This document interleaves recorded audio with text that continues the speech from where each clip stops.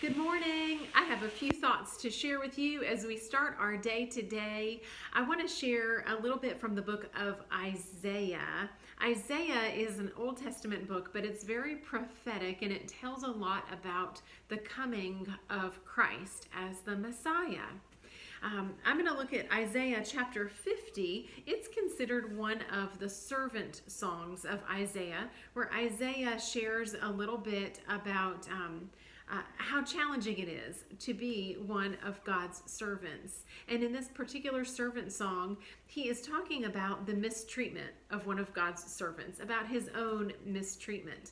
Isaiah is sharing God's message, and he is telling the people to repent. But of course, the people don't want to hear that message, and they don't want to repent.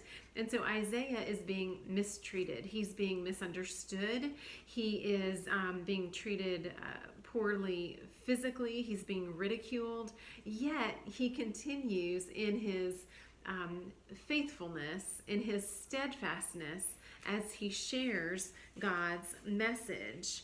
He doesn't wimp out as when things get hard. He just continues on. He presses on, continuing to share God's message. And the message for us is that just as God will remain faithful and consistent for us, we are to remain faithful and consistent for God, even when things become challenging, even when things get tough.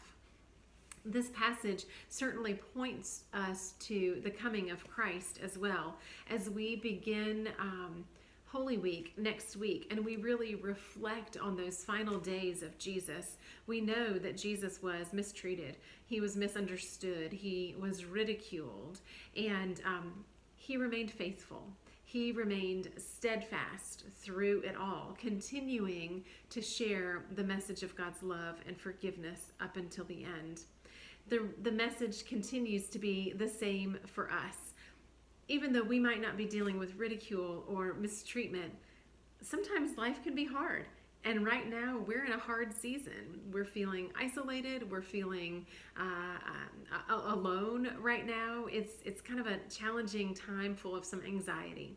But I want to encourage you today, just as Isaiah was faithful and steadfast, just as Jesus was faithful and steadfast, I want to encourage you to remain steadfast in your faith. I hope you have a great day today.